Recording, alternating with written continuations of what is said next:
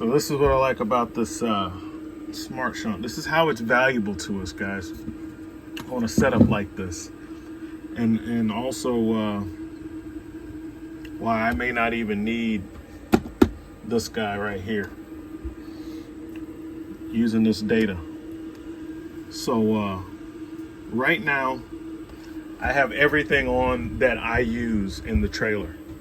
I have my fan on high. I have my camera on in the back. I have the lights on in here. These three things, this is what I use. And as you can see, I'm only using 53 watts, 4 amps of current coming from the battery.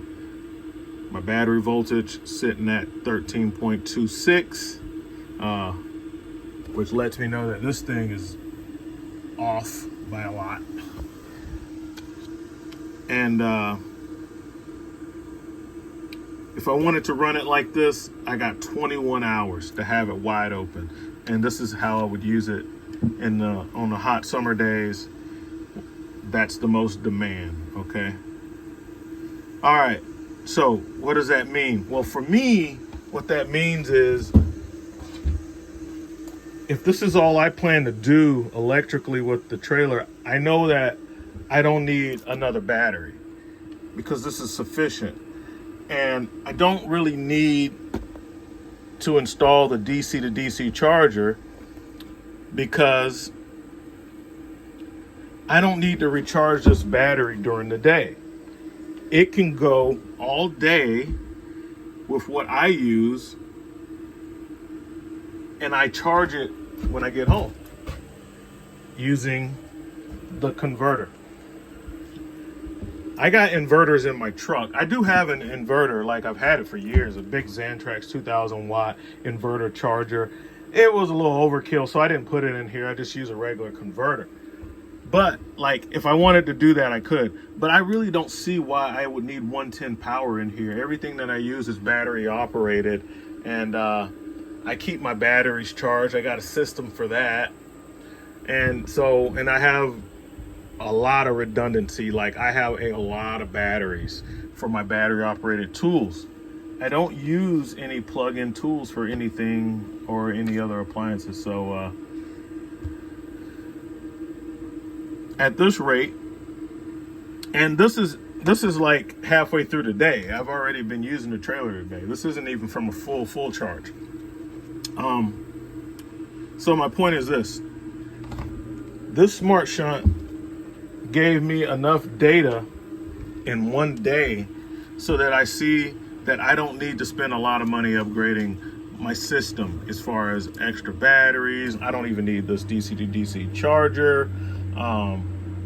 And I don't charge my, I have a battery disconnect. So I've cut into the 7-way, and I've taken the charge line and I have it going into the battery disconnect, and I fused it, right? When I'm using my trailer in my truck, I'm not charging the battery through the 7-way.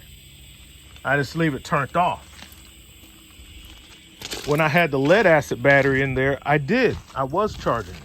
But when I went to lithium, I stopped charging it while I'm driving down the road.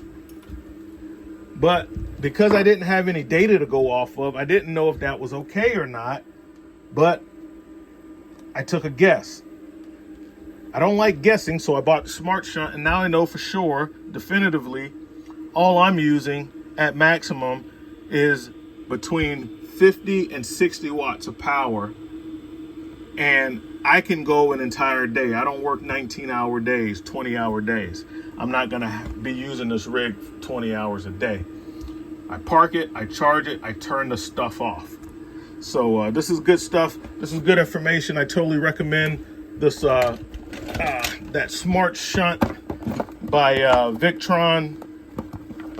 This is the one I got. The battery protect, they really designed this for start battery after reading the directions. So I don't think I'm going to put that on my lithium setup. It already has an internal BMS. And the voltage gets too low, it's going to cut off. And I got this tool that lets me know what the voltage is and what my state of charge is. I set up the alarms for low voltage, high voltage. So I'm kind of good with that, man. Yeah, I have everything to suit my needs. So now I have this thing. I mean, I run into all kind of stuff doing the type of work that I do.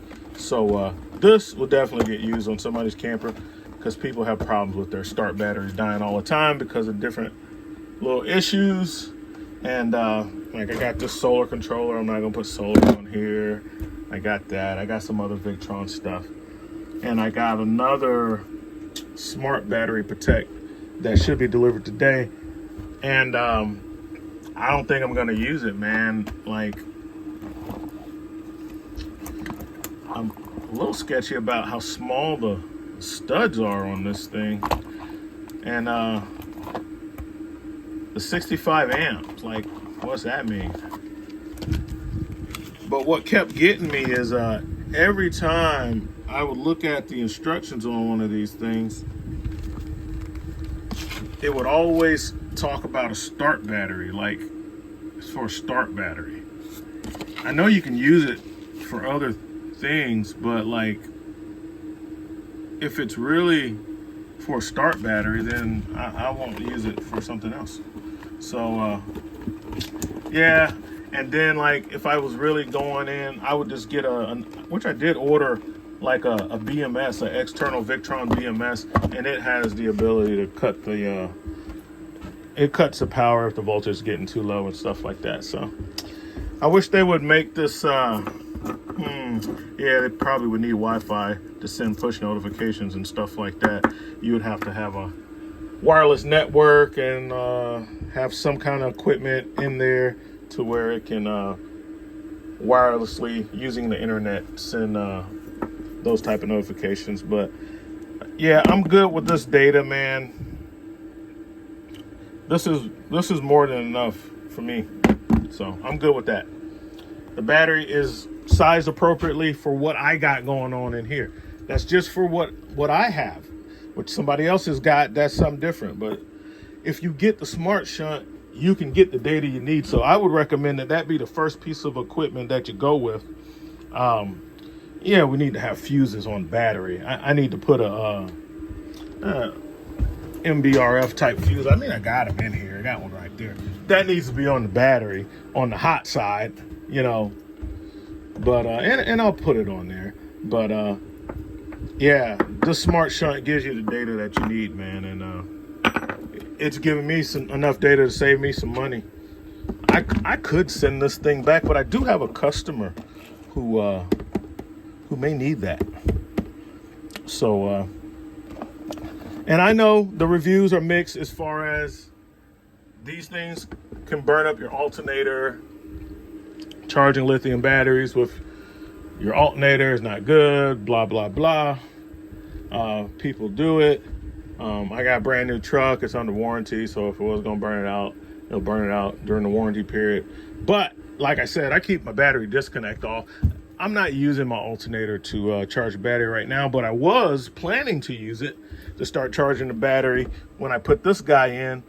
But I'm not even going to go through the trouble of using my wire and running my wire and all of that, knowing that I don't need it for a freaking 4 amp draw, 53 watts. That's all I got. Now that doesn't include the electric brakes. That's why I say between 50 and 60. So get your the smart shunt, guys. It can really help you out. And if you're in my scenario where you're plugging in every night, I'm good. Even if I was taking this thing on the road 20 hours, I'm someplace where I can plug in. So I'm good.